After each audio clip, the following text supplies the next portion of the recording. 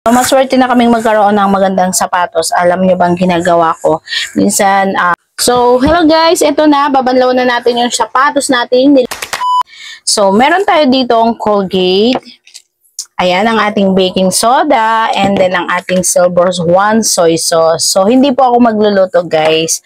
Ako po ay maggagawa ng aking, base sa aking karanasan nung ako ay high school or nung ako ay elementary. Ayan. So, dahil nga po mahirap ang buhay namin noon ngayon, compare sa panahon ngayon, ayan, yung mga bata, maraming sapatos ngayon, pero maaarte pa rin sila.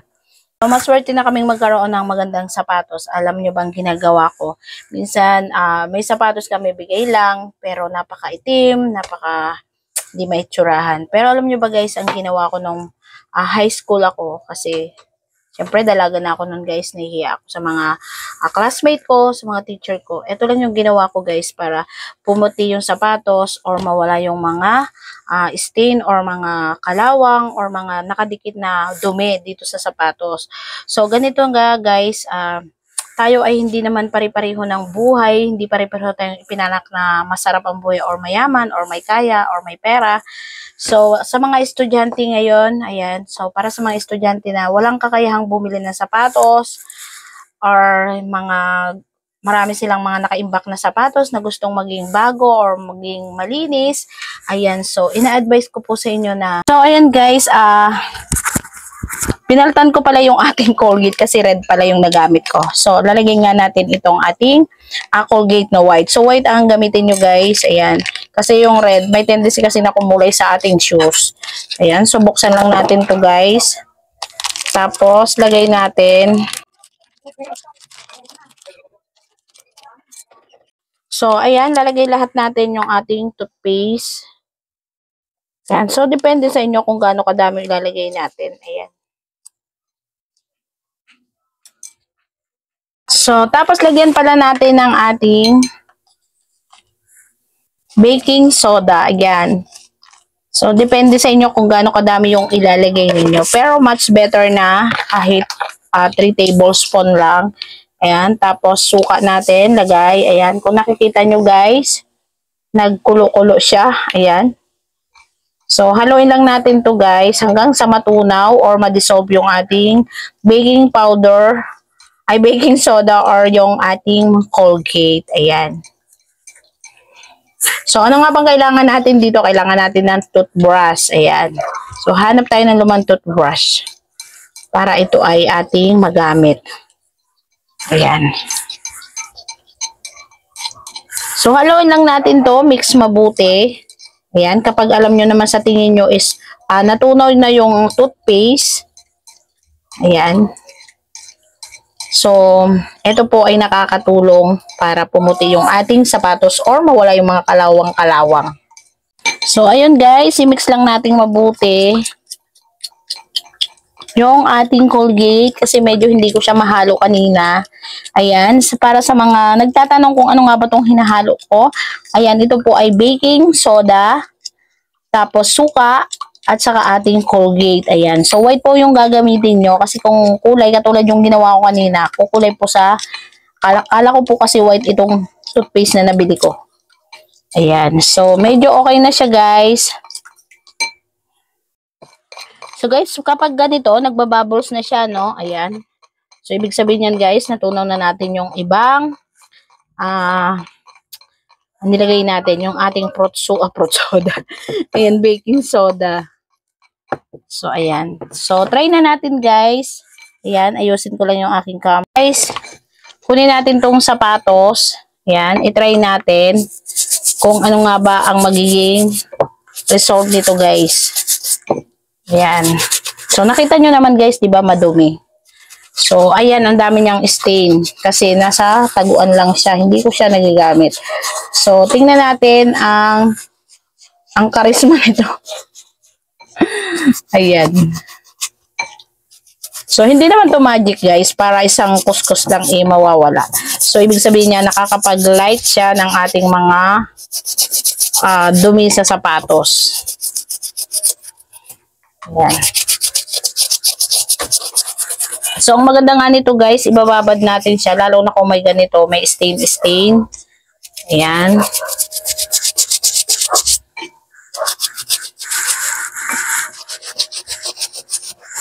So, wag kayong kumarap guys.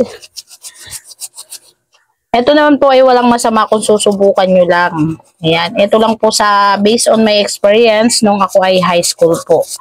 Ayan. Kasi nga po wala kaming pambili noon. Mahirap lang kami sa probinsya.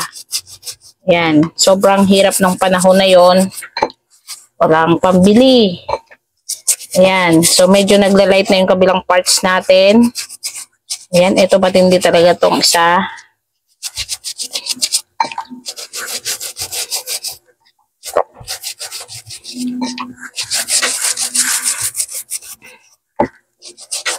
So, ibababad natin to ng mga ilang minutes para makita natin yung pagbabago.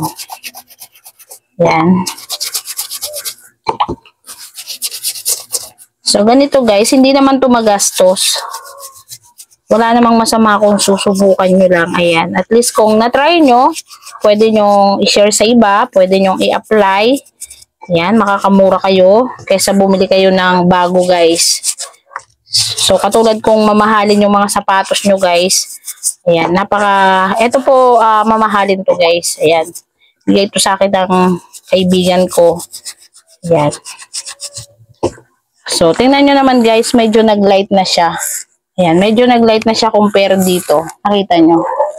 Ayan, ayan po yung mapapansin nyo guys, ito napakadilaw. Ito medyo nag-light na yung kanyang paninilaw. Pero hindi ko pa lahat yan nalalagyan. Ayan, so nakita nyo yung gilid. Kanina napakadumi yan guys. So, ayan. So, sa mga nagtatago ng mga sapatos dyan, lalo na yung original, ayan, try nyo na mga mami sa bahay nyo. Wala namang mawawala kung susubukan nyo. At least sinubukan nyo, diba? Parang life lang. Kapag hindi mo sinubukang sumugal o magnegosyo, hindi mo malalaman kung magsasucess ka o hindi. So, ayan guys, tatapusin ko muna bago ako mag-emote-emote. So, ayan guys, ito yung ating nilagyan ng baking soda na may suka. Ito naman yung hindi pa. So, babad natin tong kabila kasi medyo parang naihian siya ng daga. Ayan. So, ito talaga, hindi natin to malalaman kung maaalis pa dahil sobrang kalawang talaga nitong dumikit. Ayan. So, hindi po yan maiwasan sa sapatos. So, itry na natin linisan tong isa. Guys, ito yung hindi pa natin nalinisan. Ito naman yung nalinisan natin. So, start tayo. Ayan, so pag guys, okay natin kung mag-direct siya. Hindi ko iwasan sa sapatos natin na or hindi na nagamit. Ayan. So, paborito ko lang white shoes guys. Kahit sa medyo okay, pwede. Ayan. So, lalo kapag hindi man yung kuko, ayan, dala sa sapatos, kahit maliit kong tingnan. So, parang shoes. Kasi po, may tanong din yung ating mga kuko natin. Kaya nakalimutan din po natin yung ating sapatos. Ayan. So, ayan guys, nalagyan na natin tong dalawang parts ng sapatos. So, dahil may lakad ako guys, di ko na magagawa yung isa. So, ayan, siguro sa isang araw na lang. Pero ito, pinapakita ko sa inyo, ayan guys. Wala na yung mga dilaw-dilaw niya. Ayan. So, ganyan talaga kadumi pag nagde-demo. Charot. So, gaganyanin nyo lang siya, guys. Ayan. Ito na, guys, yung kaninang napakadumi. Ayan. So, medyo nag-light na yung yellow natin dito. Ayan. So, babad lang natin ng mga ilang minutes. And then, babanlawan natin. So, makikita na natin yung result. So, hello guys. Ito na. Babanlawan na natin yung sapatos natin. Nilinis ng suka plus Colgate at saka yung ating baking soda. So, babanlawan na natin para makita na natin yung pagbabago niya. Ayan. So, gamitan ulit natin ng toothbrush para mawala yung mga kumapit na ang tawag dyan?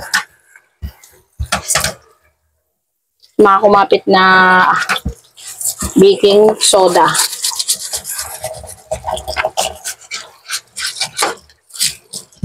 Nahirapan ako. So, ayan, nawala yung kanyang paninilaw, guys. Ayan, nawala yung paninilaw. Diba, sobrang dilaw nito kanina. Ayan, so next week, ganun ulit gagawin ko. Wag naman araw-araw kasi baka marupok yung ating sapatos. So, ang mahalaga dyan is nalinis natin. So, bago pa lang naman yan, hindi agad-agad siya mawawala. Hindi naman siya magic. Kaya, ang tendency niyan guys ay medyo nag-light lang yung ating sapatos. Ayan, at pwede na natin tong masuot guys. Hindi na siya nakakahiyang suotin. Ayan, mukha na siyang Nag-light na siya.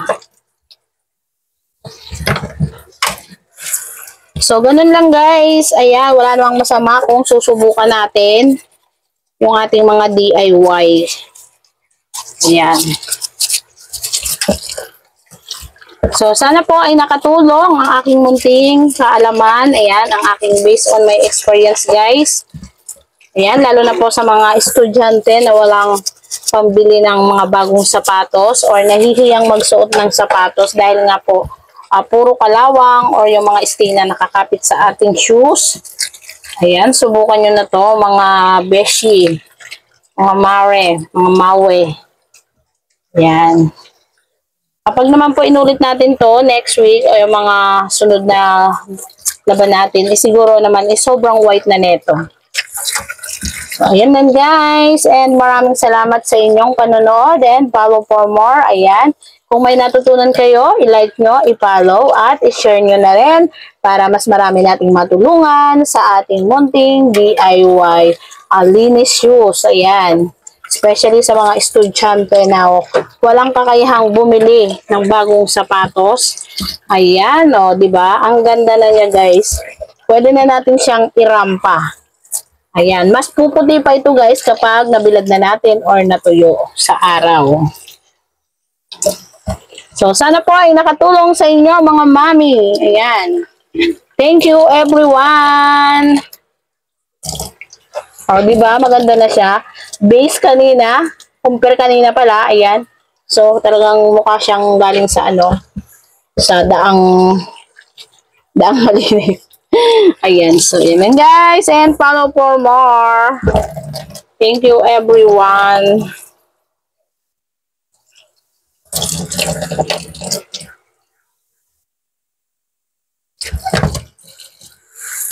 Ayan guys, patitiliin lang natin, then isasampay na natin.